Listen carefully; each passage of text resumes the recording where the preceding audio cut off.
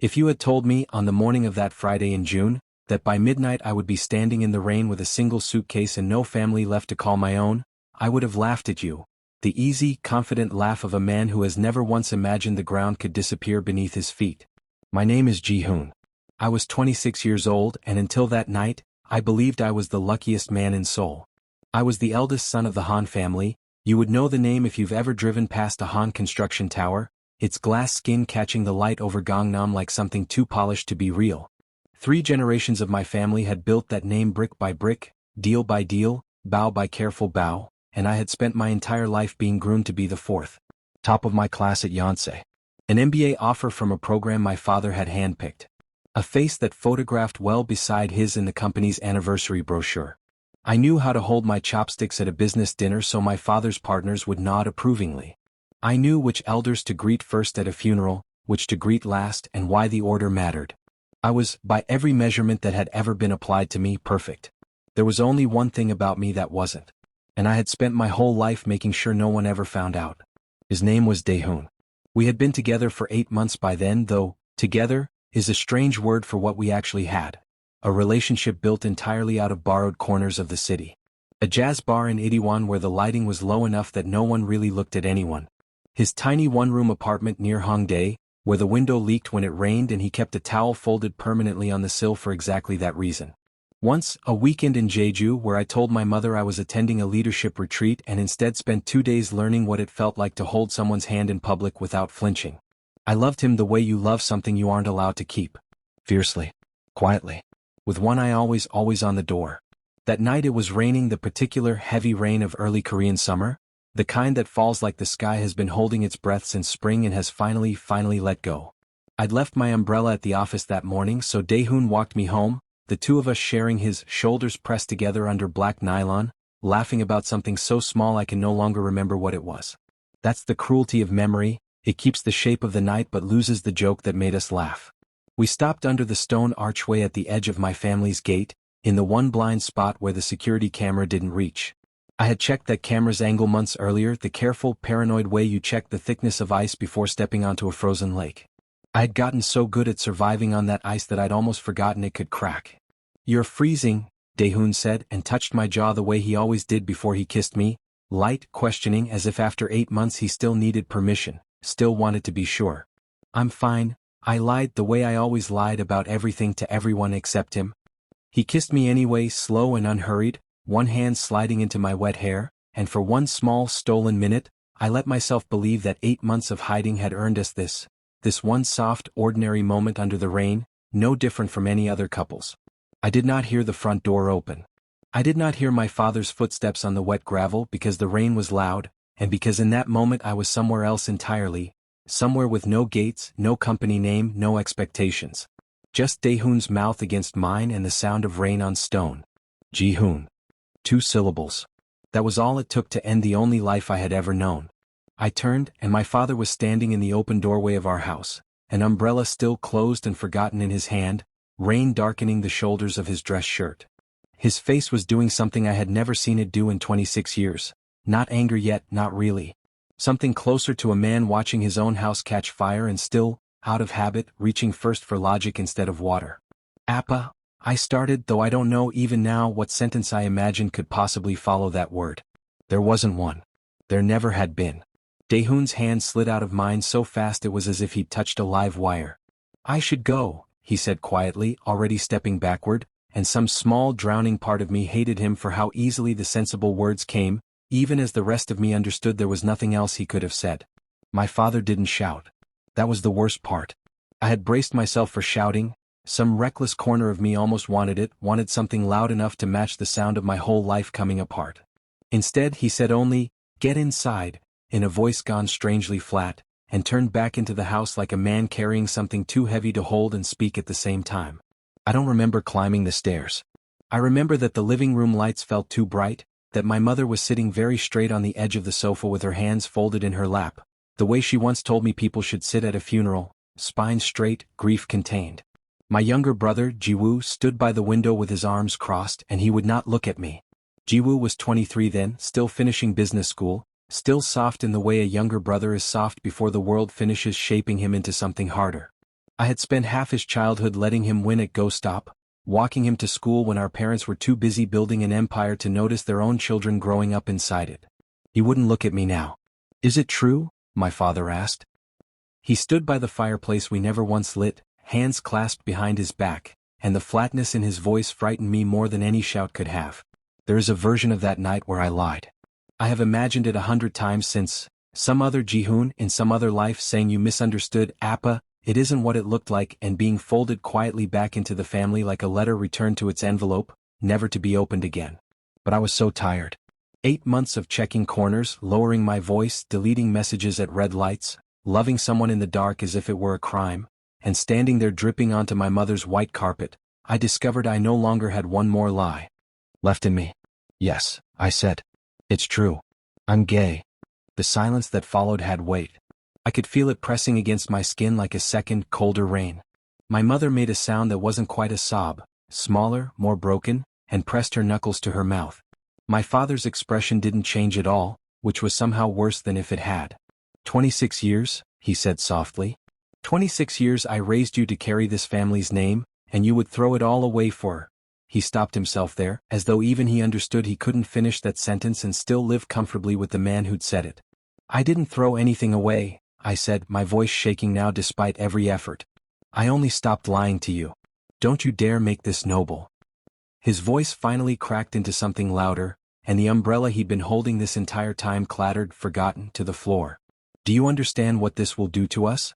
To this family? To everything I have spent my life building? So this is about the company, I said quietly. Not about me. Everything is the company, he shouted, and then, in the terrible momentum of his own anger, he said the thing I don't think he meant to say out loud. You are the company, G. That was always the point of view. He stopped. Even he seemed to hear it, once it was hanging in the air where it could never again be taken back. I looked at my mother. I said, and my voice broke fully open on the word, the way it hadn't since I was a small child. Please. She looked at my father. She looked at me. And then she looked down at her own folded hands and said nothing at all. And in that silence, I understood she had just given me her answer for the rest of both our lives. Pack your things, my father said. Tonight. You are no longer welcome in this house. You will no longer use the Han name in any capacity. Your accounts will be closed by morning. Appa, please, I said. Don't do this. He didn't answer. He simply turned and walked from the room, and that was the last time my father ever looked me directly in the eye.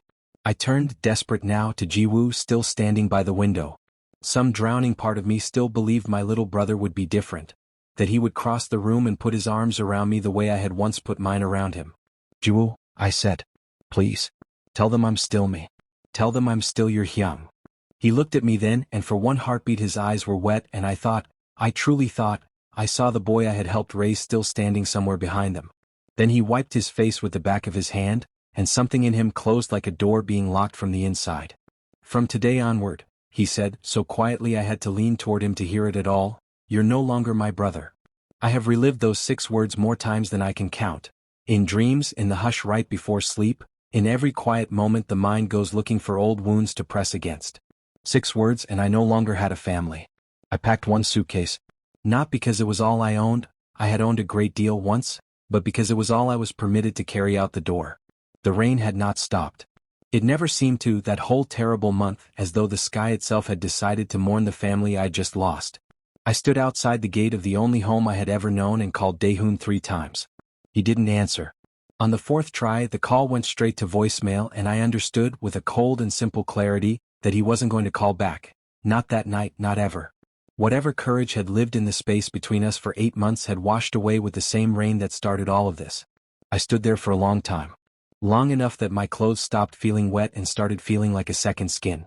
Long enough to watch the lights go out in the house behind me, one window at a time, until the home I had grown up in went completely dark, as if it had simply, quietly forgotten I had ever existed at all. Then I picked up my suitcase because there was nothing else left to do, and I began to walk. I did not know yet that this broken, rain-soaked street was where my real life was about to begin. I did not know that somewhere across the city, a man I had met only once, 5 years earlier in a university library on the worst day of his life, still remembered a gentle stranger who had once, without even knowing it, saved him. I only knew that I was cold and alone, and that for the first time in my entire life, I had absolutely nowhere left to go. There is a particular kind of loneliness that only reveals itself at 3 in the morning, when the city has gone quiet enough that you can hear your own heartbeat, and I came to know that loneliness very well in the weeks that followed. For the first 2 nights, I stayed in a 24-hour Jimjilbang near Sinchon, one of those sauna and sleeping room places where nobody asks your name or your story, only whether you can pay the entrance fee.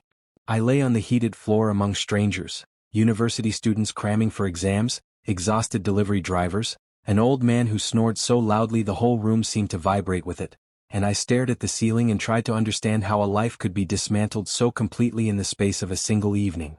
I called 3 friends from university. One didn't pick up. One picked up, listened for exactly 90 seconds, and then found a reason to end the call that we both knew was a lie. The third, Sung-ah, who had been my closest friend since freshman orientation, let me stay on her sofa for 4 nights before her roommate, quite reasonably, pointed out that their lease didn't allow for a third permanent resident, and Sung-ah, near tears, told me she was so sorry, but I understood, didn't I? I understood. That was the terrible thing about it. I understood everyone's reasons. My father's reason. Jiwoo's reason. Daehoon's silence. Sung-ah's roommate. Every single person who let me go had a reason that made perfect, rational sense, and none of those reasons made the sidewalk any less cold beneath me.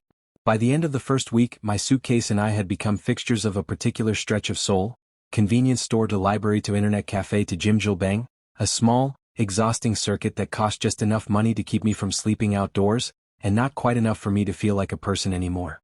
I stopped checking my phone for messages from home. There weren't any. I stopped, eventually, checking for messages from Daehoon too. I found the cafe by accident. It was called Aloha Blue, an odd little name for an odd little place tucked into a side alley off a street in Mapogu, sandwiched between a shuttered print shop and a 24-hour laundromat. It stayed open all night for the taxi drivers and shift workers and insomniacs of the neighborhood, and it had a handwritten sign in the window, "Help wanted, night shift, ask inside," that I must have walked past a dozen times before I finally, on the 8th day of having nowhere to live, worked up the courage to go in and ask. The owner was a woman in her 60s named Mrs. Beck, with silver-streaked hair pulled into a tight bun and hands permanently stained faintly brown from decades of coffee grounds. She looked me up and down, my wrinkled shirt, my suitcase propped against the door, the dark hollows already forming under my eyes, and instead of asking the questions I was braced for, she only asked, "Can you make an Americano without burning the milk for a latte 5 minutes later?" "Yes," I said. "Can you work from 10 at night until 6 in the morning, 6 days a week?" "Yes," I said, though I had no idea at that point whether it was true. She studied me a moment longer, the way you might study a stray cat deciding whether to feed it. "You're not going to rob me, are you?" "No, ma'am." "Good," she said, and pushed an apron across the counter toward me. "You start tonight." She never asked why a well-dressed young man with a Yonsei University keychain still clipped to his suitcase handle was applying for a graveyard shift at a coffee shop instead of sitting in some glass office downtown. I think looking back she already knew. Mrs. Beck had the particular quiet wisdom of someone who has spent a long life watching people walk in through her door carrying things they don't say out loud. The work itself was not difficult. I had made coffee for my father's business partners 100 times growing up, and had learned the difference between a proper pour-over and a rushed one before I'd learned how to drive. What was difficult was everything else. The ache of standing for 8 hours straight, the strange loneliness of a shop full of strangers passing through in the dead of night, each of them carrying their own private exhaustion, none of them looking twice at the man behind the counter. What was difficult, most of all, was that I had nowhere to sleep once my shift ended. I told Mrs. Beck this on my 3rd night, not because I wanted her pity, but because I had run out of money for the Jimjilbang and didn't know what else to do. She listened to me explain it, carefully, without the parts that would have made her ask too many questions, and then she disappeared into the back and came out with a folded blanket and a pillow that smelled faintly of lavender detergent. "There's a storage room," she said, not looking at me directly, busying her hands with wiping down the counter that didn't need wiping. "Behind the shelving. It's small but it's dry and nobody will bother you there before opening." "Mrs. Beck, I couldn't." "I'm not asking you," she said. "I'm telling you. 6 o'clock when your shift ends, you go back there and you sleep until I need the room again at 9. Understood?" I understood. I also understood, standing there with a folded blanket in my arms at 4 in the morning, that this woman I had known for 3 days was showing me more unconditional kindness than my own family had shown me in 26 years, and something about that thought broke a little piece of me open that I hadn't realized was still intact enough to break. The storage room became my home in every sense that mattered, even though it was barely large enough to lie down in. Boxes of coffee filters stacked against one wall, extra syrup bottles lined along a shelf above my head, a small window near the ceiling that let in just enough gray pre-dawn light to know when morning had arrived. I folded my suitcase flat and used it as a kind of headboard. I learned to sleep with my knees curled up against the cold of the concrete floor, even through the blanket. I learned that if you are tired enough, dignity becomes a luxury you quietly, privately, let go of one night at a time. I did not cry in those weeks. I want to be honest about that because I think people imagine heartbreak as something loud, sobbing, collapsing, dramatic declarations to an empty room. Mine was quieter than that. It was waking at 9 in the morning in a room full of coffee filters and forgetting, for one merciful half-second, that I no longer had a family, and then remembering, and simply lying very still until the remembering passed through me like weather. I thought about Daehoon sometimes in those half-seconds. I wondered if he thought about me. I never found out because I never let myself call him again after that first night, and he never once tried to find me. Later, much later, I would come to understand that some people are only brave enough to love you in places where it costs them nothing, and Daehoon had simply reached the limit of his courage the moment it started costing him something real. I don't hate him for it. I understood him the same way I understood everyone else. Understanding, I was learning, is not the same thing as not hurting. The weeks blurred into a month and then close to 2. I grew thin in a way my mother would have fussed over once. I grew quiet in a way that had nothing to do with my nature and everything to do with simple exhaustion, the kind that settles into your bones and makes even small talk with customers feel like lifting something heavy. Mrs. Beck watched me get thinner, watched the shadows under my eyes deepen, and said nothing directly, but I began finding small plates of food left on the back counter near the storage room. A rice ball wrapped in plastic, a boiled egg, once a whole container of japchae that I knew she must have made at home and brought in specifically for me, though she only ever said gruffly, "It was extra. Don't let it go to waste." I never let it go to waste. I ate everything she left me, gratefully, silently, and I never told her how much that small, ordinary kindness meant, because I didn't yet have the words for it. I only know that somewhere in that storage room full of coffee filters, in a life that had been stripped down to almost nothing, I began to understand something my family's wealth had never taught me, that love, real love, doesn't announce itself with a company name attached. Sometimes it just leaves a rice ball on a counter and pretends it was extra. It was on a Tuesday, I remember because I had started marking the days again by then, a habit I'd abandoned in that first disorienting week, that a man walked into Aloha Blue a little after midnight, shook the rain from his umbrella at the door, and ordered an Americano without once looking up from his phone. I did not recognize him. I had no reason to. I made his coffee the way I made every coffee that came through my hands that month, carefully, quietly, a small private ritual of doing one thing well in a life where very little else felt like it was going right, and I set it on the counter and he took it without a word and he left. I had no idea that night that I had just served coffee to the man who was going to save my life. I had no idea that 5 years earlier in a library I barely remembered, I had already once before saved him.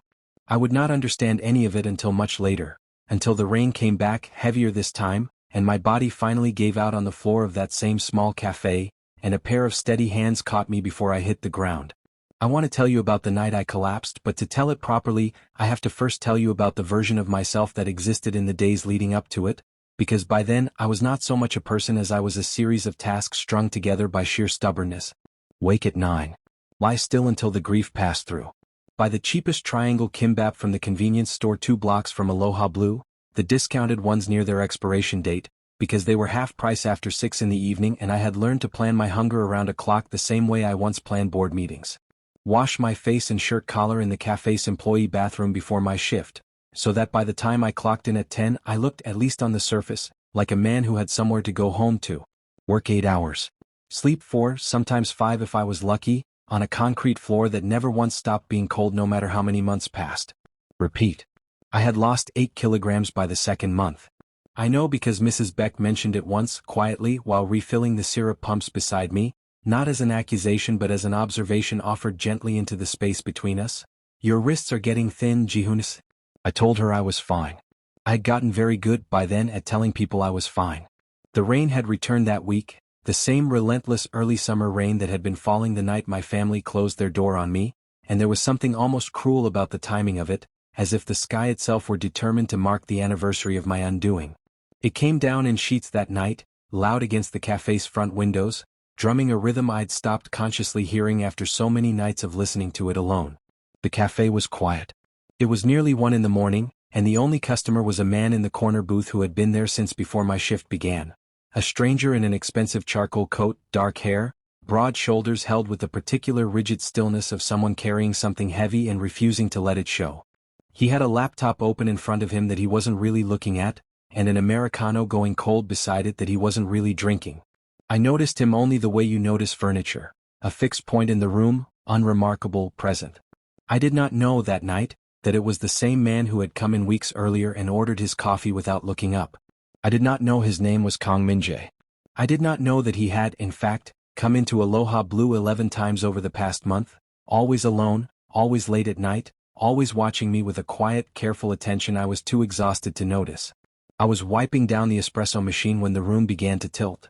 It happened slowly and then all at once, the way I imagine drowning must feel, a soft gray static creeping in at the edges of my vision, my ears filling with a sound like distant water, my hands suddenly clumsy and far away from the rest of my body.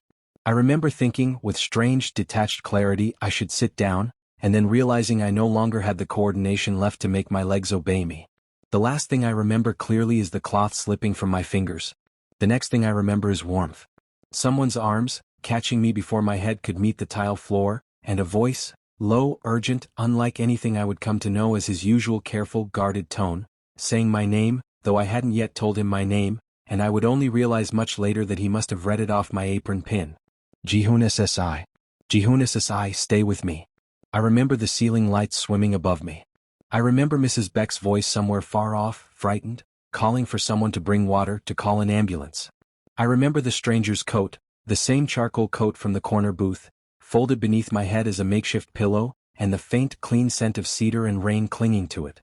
And I remember, just before the gray static finally swallowed everything whole, a pair of dark eyes looking down at me with an expression I was too far gone to name, but which I would spend the rest of my life trying to describe. Looked like recognition. Like relief and grief arriving in the same breath. Like a man looking at something he had been afraid for a very long time, that he might never see again. I woke in a hospital bed 2 hours later to the steady, unfamiliar beeping of a monitor and the sting of an 4-line taped into the back of my hand. The room was small, private, not the crowded shared ward I would have expected from whatever cheap insurance I still technically had, if I had any at all, given that I hadn't paid a premium since my accounts were frozen 2 months earlier. A nurse came in to check my vitals and told me, in the brisk, practiced tone of someone who delivers this news several times a shift, that I had collapsed from severe exhaustion and malnutrition, that my blood pressure had dropped dangerously low, that I was lucky, very lucky, someone had been there to catch me before I hit the floor. Someone paid for your treatment already, she added, checking something on her tablet. Private room, full diagnostic panel, 3 nights observation. It's all settled.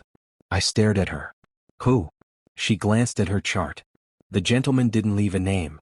Just said to make sure you had everything you needed, and that the bill should never reach you.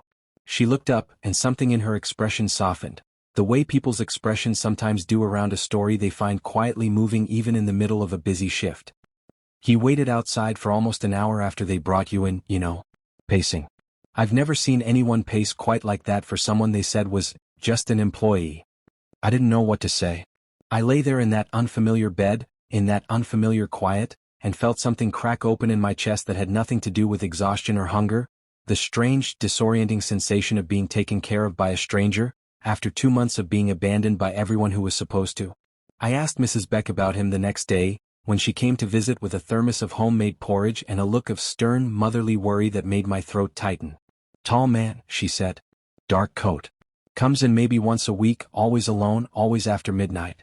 Never talked to anyone. I always thought he looked like he was waiting for something. She paused, studying me with the same careful attention she'd once used to decide whether I was going to rob her.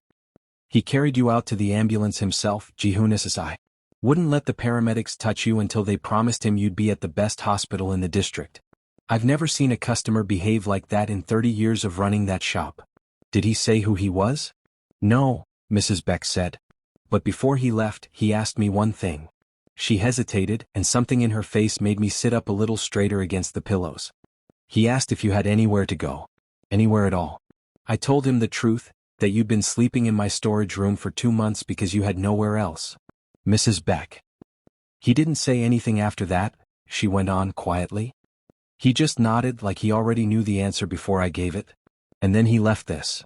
She reached into her bag and set an envelope on my bedside table, thick, cream-colored, expensive paper, no name on the front. Said to give it to you when you woke up. Said not to open it in front of anyone. I waited until she left before I opened it. Inside was a single sheet of paper, and on it, in handwriting so precise it looked almost printed, was a short note. Jihunas S.I. You don't know me, though I think once, a very long time ago, I knew you, or something close enough to it that I never forgot. I won't explain that yet. It would sound strange coming from a stranger, and right now you need rest more than you need strange stories. I run a company that will occasionally need a personal secretary, someone organized, discreet, and hardworking. The position comes with housing, as most executive assistant roles at my company do for staff who work irregular hours.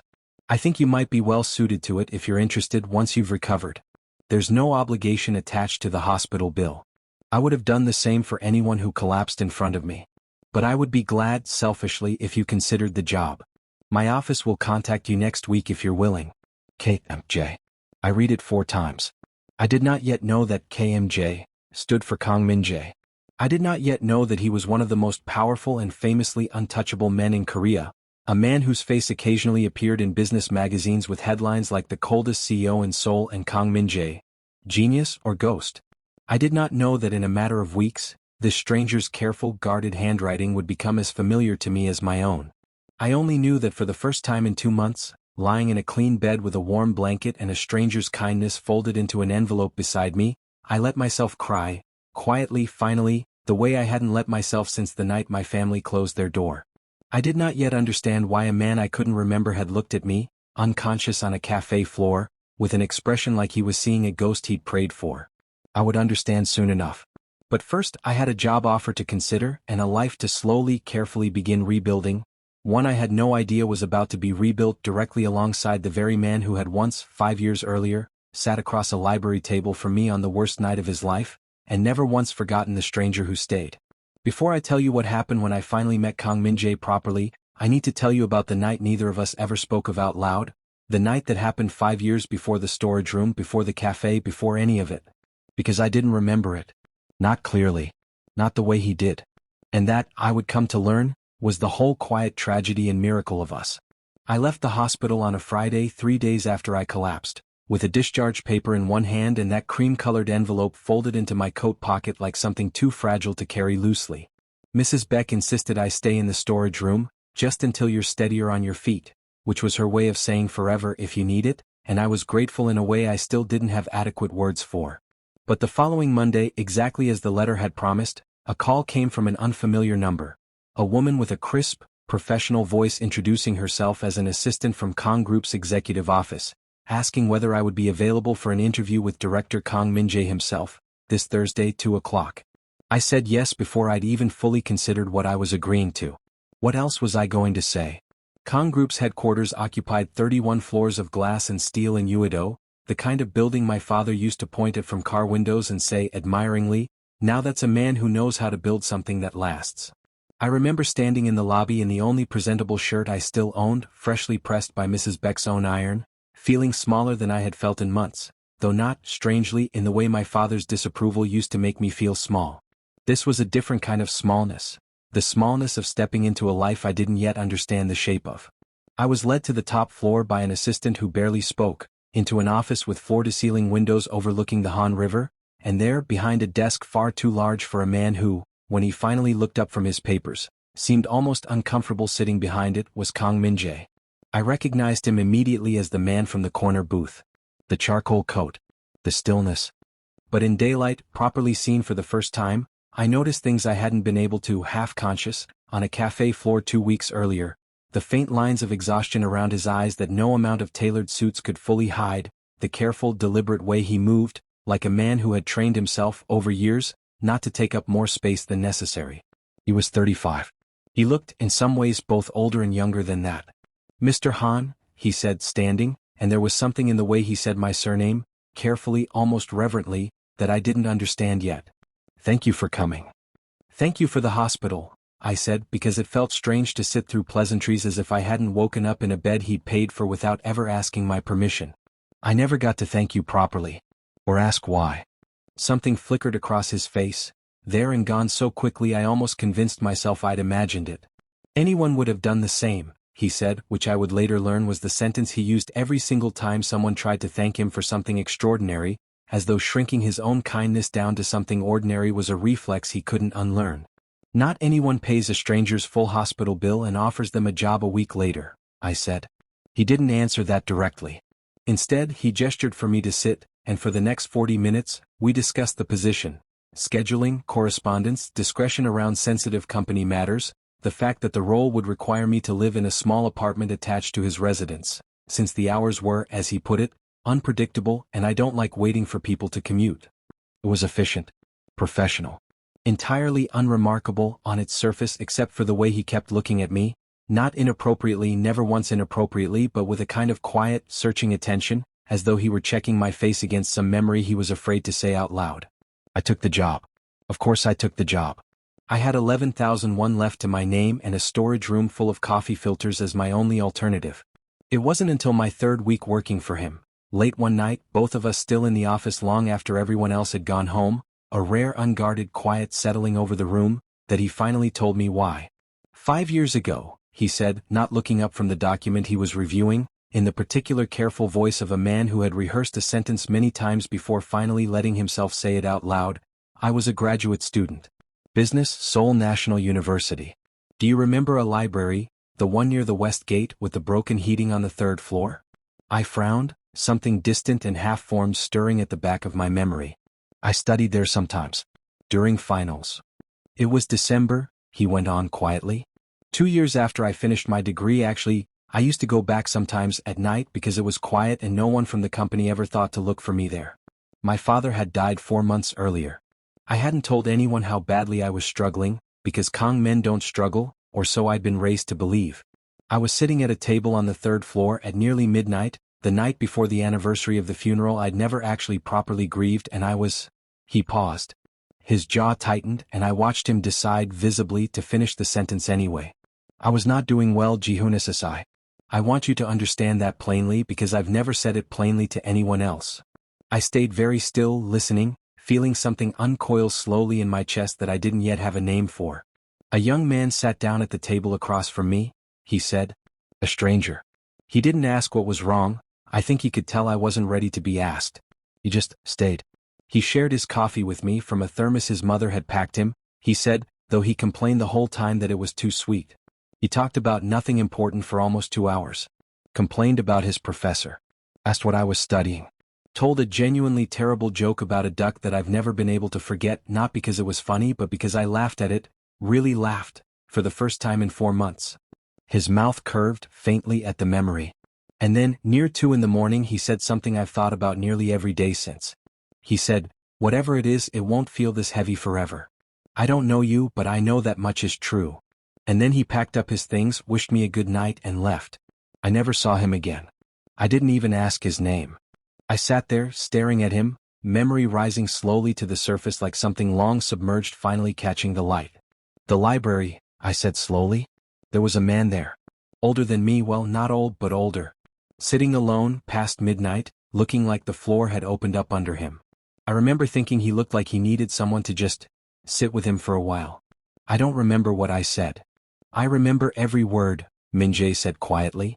I didn't even remember your face, I admitted, and something about saying it out loud made me feel unaccountably guilty, as if I'd failed some quiet, important test.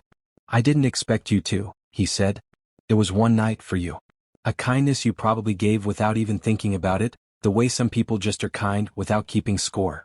But for me, it was the night I decided not to give up on my father's company, on myself, on any of it. I spent the next 5 years trying to find out who you were. I finally did, about 2 years ago. I saw your photograph in a business journal, some article about the Han construction heir. I never approached you. You had a life, a family, an entire world I had no right to walk into. His voice dropped, quieter now, careful in a way that made my chest ache. Then 2 months ago I walked into a small cafe in Mapogu at midnight, completely by chance, and there you were behind the counter and I thought, for one moment, that I was imagining it. You came back 11 times, I said softly, remembering Mrs. Beck's words. I came back every time I could convince myself it wasn't strange too, he said.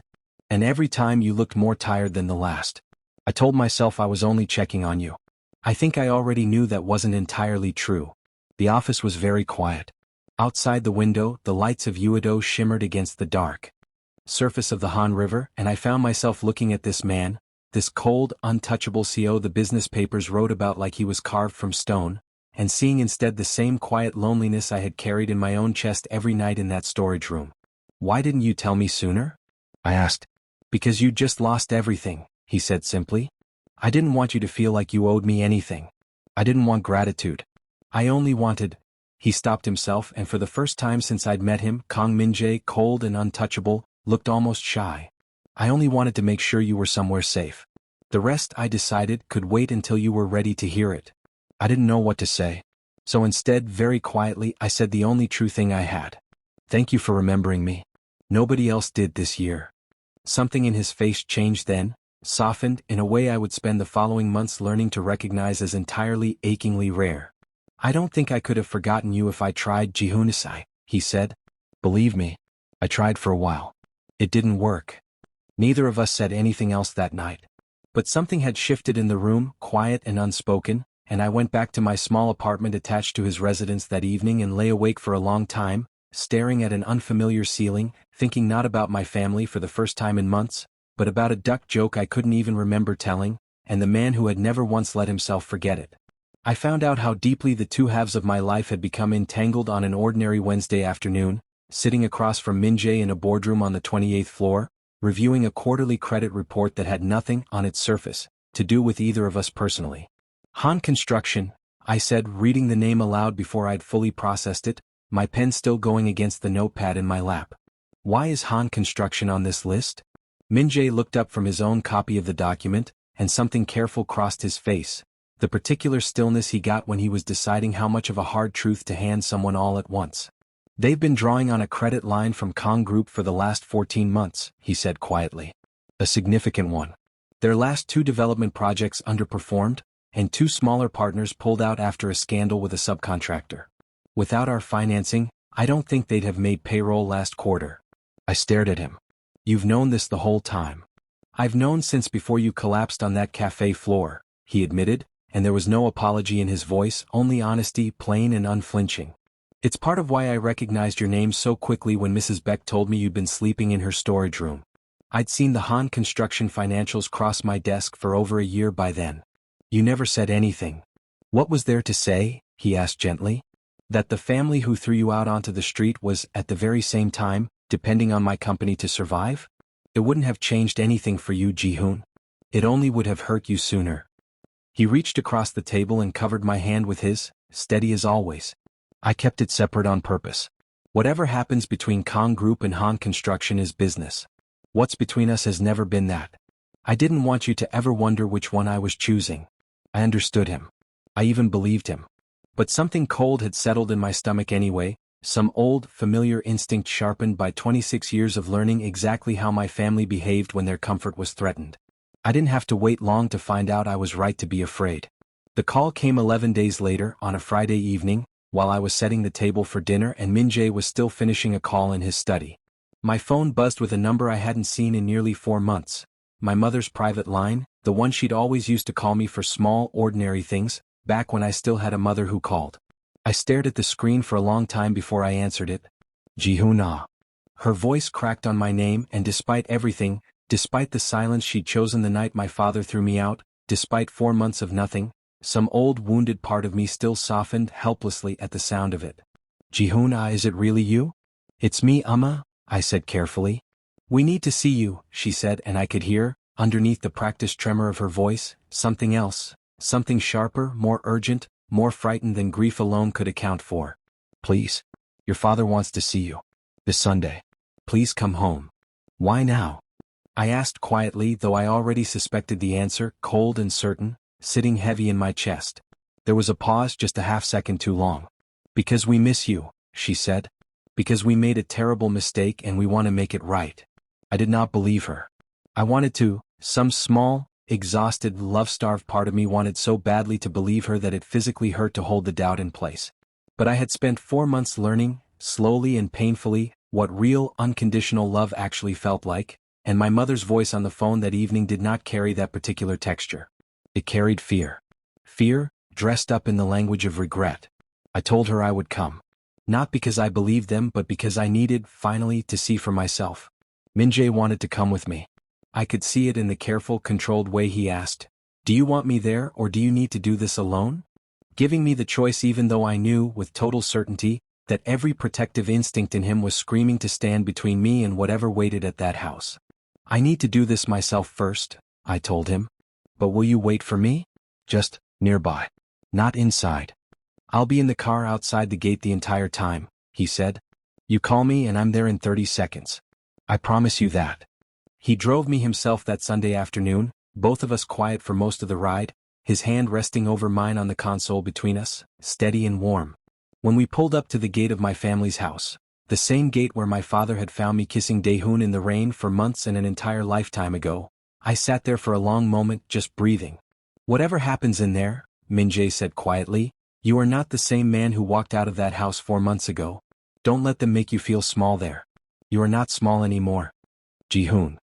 I nodded, though I wasn't entirely sure I believed it yet. I got out of the car and I walked through the gate alone, and Min-jae stayed exactly where he'd promised, parked at the curb, engine idling, watching the door I disappeared through with an expression I couldn't see but could absolutely feel. The house looked exactly as I remembered it, and somehow that was the strangest part, that a place could remain so perfectly unchanged while everything about the person walking back into it had been entirely rebuilt. My mother opened the door herself, which she never did. That was always the housekeeper's job, and the moment she saw me, her composure crumbled. She reached out and gripped both my hands in hers, tears already spilling down her face. "Ji-hoon, she said, her voice breaking. "Look at you. You look so thin. Have you been eating? Are you sleeping enough? I've been so worried." I said, gently pulling my hands free, "let's go inside." My father was standing in the living room exactly where I'd last seen him, by the fireplace we never lit, though something about him had changed in 4 months in a way that startled me. He looked older, more tired, the particular exhaustion of a man watching something he'd built his whole life around begin to slip through his fingers. Jiwoo was there too, standing near the window in nearly the same position he'd occupied the night he told me I was no longer his brother. He didn't meet my eyes when I walked in. "Ji-hoon," my father said, and his voice, I noticed immediately, had none of the flat, dismissive coldness from that terrible night. I was careful. Almost gentle. It was, I realized with a slow, sinking feeling, exactly the voice he used with important business partners he needed something from. "Appa," I said, and I did not sit down, though he gestured toward the sofa. "I wanted, for once in my life, to remain standing in this room. We've made terrible mistakes," he said. "Your mother and we've talked these past months about everything that happened that night. We were wrong to react the way we did. You're our son. You'll always be our son regardless of," he paused, visibly choosing his next words with care. "Regardless of anything else about you." I studied him for a long moment. "How did you find out about Kong Group?" I asked quietly. Something flickered across his face, surprise quickly smoothed over. My mother's hands tightened in her lap. Jiwoo by the window finally looked at me, and there was something almost like shame in his expression. "That has nothing to do with this," my father said too quickly. "Doesn't it?" I asked. 4 months of silence, Appa. For months where I called and no one answered. For months where I slept on a concrete floor behind a coffee shop, and none of you thought to check whether I was even alive. And now, suddenly, 3 weeks after Kang Min-jae's name starts appearing on Han Construction's credit filings, you want me home. The silence that followed told me everything I needed to know. "It's not like that," my mother said, though her voice had gone thin and unconvincing. "We love you, Ji-hoon. We've always loved you."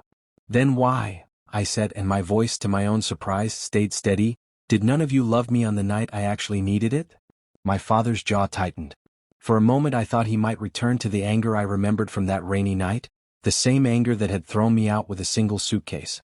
But instead, something in him seemed to deflate, and he sat down heavily on the arm of the sofa, suddenly looking every one of his 61 years. "The company is failing, Ji-hoon," he said quietly, and I understood in that admission that we had finally arrived at the true reason for this Sunday visit. 2 projects collapsed. Partners pulled out. If Kong Group calls in what we owe them, we lose everything. The company, this house, 40 years of your grandfather's work. Kang Min-jae is the only thing standing between this family and complete ruin, and he happens to be. He stopped, visibly struggling with the words. He happens to be involved with you. So that's what this is, I said slowly. You didn't want your son back. You wanted access to my boyfriend's checkbook. That's not fair, my mother said, though even she sounded uncertain saying it. Isn't it? I asked. You threw me out for loving a man. Now you're begging me to come home because I happen to love a different man who can save your company. Do you understand how that sounds, Amma? Do you understand what you're actually asking of me? Jiwoo finally crossed the room, and to my utter shock, he lowered himself to his knees in front of me, my proud, careful younger brother who I had once carried on my shoulders through Children's Grand Park, kneeling on our mother's white carpet with tears streaming down his face. Hyung, he said, and the word he had refused to give me for 4 months, broke something open in my chest even as I stood there, still guarded, still watching. I'm sorry. I was scared and I said something unforgivable and I've regretted it every single day since. Please come home. I miss my brother. I looked down at him for a long moment. I wanted so badly to believe that this, at least this, was real, uncomplicated by need or strategy.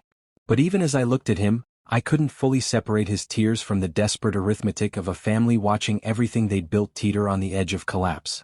Jiwoo, I said softly, and I knelt down too, so we were level with each other, and I placed my hand against his wet cheek the way I used to when he was small and scraped his knee. I believe that you're sorry. I do. But being sorry now doesn't erase what happened then. You don't get to choose when I'm your brother based on what I can offer this family. Please, my father said, and I looked up to find him standing now, his composure finally, completely cracked. You're still our son, Jihoon. Please come home. And there it was, the sentence I would remember for the rest of my life, the sentence that made everything finally, unbearably clear. I stood up slowly, helping Jiwoo to his feet as I rose, and I looked at my father across the room that had once held my entire childhood, and I said quietly, without anger, without even much sadness left in my voice, just simple, unshakable clarity. No.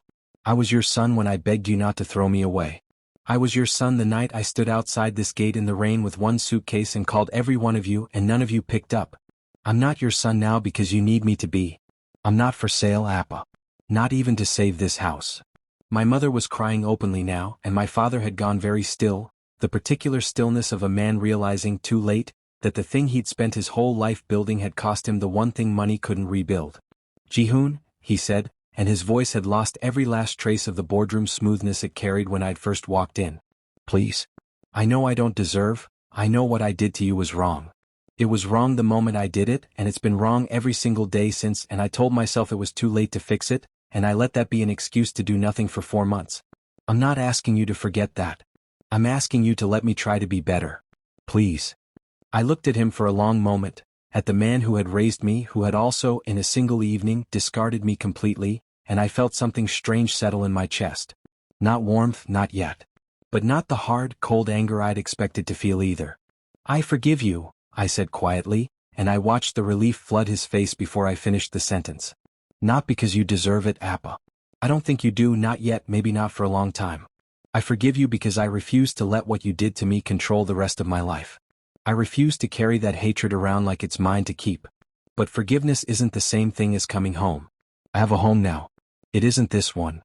Jihoon now, my mother said, reaching for me again, desperate now. Please just think about it. Give us a chance. I have thought about it, Amma, I said gently. Every single night for 4 months on a concrete floor, I thought about nothing else. And I've realized something important watching all of you today. You're not apologizing because you finally understand what you did was wrong. You're apologizing because you need something from me. Those aren't the same thing even if they sound similar from where you're standing. I turned toward the door, and for the first time since I'd walked into that house, I felt something like peace settle over me, not because the conversation had gone the way I might have once dreamed it would, in some quieter, more hopeful version of my imagination, but because I finally, fully understood that I didn't need it to. Wait, my father said, and something in his voice made me pause at the threshold. The company, Jihoon, if you walk away like this and Kang Min-jae calls in the debt. That's between you and Min-jae, I said, turning back to face him one last time. That's business. I won't ask him to forgive Han Construction's debts, and I won't ask him not to. That decision was never going to be mine to make, and I think deep down you already knew that. You didn't call me back today because you wanted your son. You called because you hoped your son could buy you time. I shook my head slowly. I loved you my whole life, Appa. I loved all of you. But I can't keep loving people who only remember I exist when they need something from me. I walked out of that house for the second time in my life, and this time I didn't look back at the windows going dark behind me. I didn't need to. I already knew where the light was. Min-jae was standing outside the car when I came through the gate, not sitting inside it the way he'd promised, but standing at the curb with his hands in his pockets, watching the door with an expression of barely contained worry that dissolved into something softer the moment he saw my face. "Are you all right?" he asked, closing the distance between us in a few quick strides. "I will be," I said honestly. I told them no. He didn't ask me to explain further. He simply pulled me into his arms, right there on the street in front of the house I'd grown up in, and held me the way he always held me, steady, unhurried, like there was nowhere else in the world he needed to be. "I'm proud of you," he murmured into my hair. "Whatever happens with the company, whatever they say, I need you to know, you never have to carry their guilt for them. Not for one more day." "What will you do?" I asked quietly, pulling back to look at him. "About the debt. About Han Construction." He was quiet for a moment, considering the question with the same careful weight he gave every business decision, except this one, I could tell, carried something more personal underneath it. "I'll do what's fair," he said finally. "Not what's cruel and not what's charitable either, just what's fair, the same as I would for any client. I won't punish them for your sake, Ji-hoon, and I won't rescue them for your sake either. That's not love. That's just using you as leverage in a different direction." I looked at this man, steady, careful, unwilling even now to let our love become a weapon in either direction, and I understood with total clarity exactly why I had fallen for him. "Take me home," I said. "Which home?" he asked softly, though I could see in his eyes he already knew the answer. "Ours," I said. "Take me to ours." He smiled then, the rare, unguarded smile I had come to treasure more than almost anything else in the world, and opened the car door for me, and we drove away from that house together, and this time when I looked in the side mirror and watched it shrink into the distance, I felt no pull to look back a second time. We were married the following spring, on a clear April morning in the garden of Min-jae's hammock, beneath the persimmon tree that had just begun to blossom, small white flowers scattering across the stone path like the beginning of something. I want to tell you about the wedding properly because I think about it often, even now, how a day I once believed I would never be permitted to have unfolded into something so complete. I sometimes still find myself needing to sit with the memory just to fully believe it happened. There were no Han family members in attendance. I had sent my parents an invitation, out of some final, careful generosity I wasn't entirely sure I owed them, but they didn't come, and I understood by then that I didn't need them to. Jiwoo sent a letter instead, 3 pages written by hand, apologizing again, more honestly this time, admitting he was still too ashamed to face me in person but hoping someday he might earn the right to. I keep that letter in a drawer beside our bed. I haven't decided yet what to do with it. Some wounds heal slower than others, and I've learned. Hello besties, please subscribe to this channel for more sweet stories. Let's know your thoughts and where you are watching from. Thank you all for your supports. Now let's dive in. Finally, not to rush my own healing to make anyone else comfortable. But the garden was full anyway, full in a way that made my chest ache with a different kind of fullness entirely.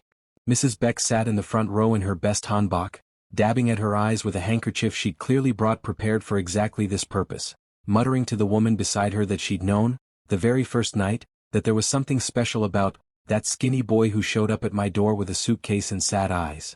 Sunga was there too. We'd reconciled months earlier after she showed up at Kong Group's lobby uninvited, tearfully apologizing for the night she'd had to ask me to leave her sofa, and I'd forgiven her the way I was slowly learning to forgive people who were only human, who made mistakes out of fear rather than cruelty. Several of Min-jae's employees came, the ones who'd quietly noticed over the past year how their cold, untouchable CEO had softened into someone who occasionally smiled in meetings, who left early sometimes without apology, who once memorably brought homemade banchan to share in the office break room because he'd made too much the night before. Family, I had come to understand, was not only the people who shared your blood. Sometimes it was simply the people who showed up. Min-jae stood waiting for me beneath the persimmon tree in a simple gray hanbok, and when I walked toward him down the short stone path, I watched his careful composure, the same composure the business papers called cold, untouchable, impossible to approach, crack open completely, tears standing unashamed in his eyes as he watched me approach. "You're crying?" I whispered when I reached him, my own eyes stinging in response. "I've been crying since I saw you get out of the car," he admitted, laughing wetly, and the small group gathered around us laughed too, warm and unguarded. The ceremony itself was simple, We'd wanted it that way, both of us having had enough in our respective lives, of grand gestures that meant nothing underneath their polish. We exchanged simple vows, mostly our own words rather than traditional ones, and when it came time for the rings, Min-jae took my hand in both of his, and his voice when he spoke had none of the boardroom control I'd first met him with, only plain, unguarded honesty. 5 years ago, he said, a stranger sat with me on the worst night of my life and told me things wouldn't feel this heavy forever. I didn't believe him. Not really. But I never forgot him, and somewhere along the way, without meaning to, I built my whole life around the hope of finding him again. He slid the ring slowly onto my finger, his hands trembling slightly, and continued, quieter now, just for me. You spent your whole life searching for a home, Ji-hoon. A place where you didn't have to earn the right to be loved. I know that now better than anyone. He looked up and his eyes were shining. Now you're finally home. And I promise you, for as long as I have breath in me, you will never have to search for it again. I couldn't speak for a moment. I simply stood there, tears slipping freely down my face, holding his hands in mine, feeling the small, solid weight of the ring against my finger. A symbol, finally, of love that had never once had a price tag attached. You spent 5 years remembering a stranger who gave you one small kindness? I finally managed, my voice thick. I spent 26 years thinking love had to be earned, conditional, fragile enough to be taken away in a single evening if I made one wrong choice. I slid his ring onto his finger in return, my hands as unsteady as his had been. You taught me it doesn't have to be that way. You taught me what home actually feels like. So, thank you. For 5 years of remembering. For every umbrella. For every rice ball you never told me was really from you. For loving me on the nights I didn't yet know how to love myself. I laughed, wet and helpless, and finished, I love you, Kang Min-jae. Completely. Unconditionally. For the rest of however long we're lucky enough to have. When he kissed me, soft and slow, right there beneath the persimmon tree, surrounded not by the family I was born into but by the family I had found, quietly, unexpectedly, in the wreckage of my old life, the small crowd around us broke into applause, and Mrs. Beck, I'm told, cried loud enough that half the garden turned to look. That night, long after the guests had gone home and the garden lanterns had burned low, Min-jae and I lay tangled together in the quiet dark of our bedroom, my head resting against his chest, listening to the steady, familiar rhythm of his heartbeat beneath my ear. Any regrets? He asked softly, his fingers tracing slow circles against my bare shoulder, the same absent, tender gesture he'd made the very first night we were together. I thought about the question seriously, the way he deserved. I thought about the rain-soaked night my father found me. I thought about the storage room, the concrete floor, the 8 kilograms I'd lost before a stranger caught me before I hit the ground. I thought about every hard, cold night that had led me, step by unlikely step, to exactly this moment. This bed, this man, this quiet, unshakable certainty that I was, finally, wanted for nothing more complicated than simply being myself. None, I said honestly. Every hard thing that happened led me here. I wouldn't trade this for a version of my life where none of it happened at all. Min-jae pressed a slow kiss to the top of my head, and I felt him smile against my hair. Good, he murmured. Because I plan on spending the rest of my life making sure you never regret choosing this. Choosing us. You already have, I whispered and closed my eyes, warm and safe and entirely finally home. Outside, for the first time in longer than I could remember, the sky over Seoul stayed perfectly, peacefully clear.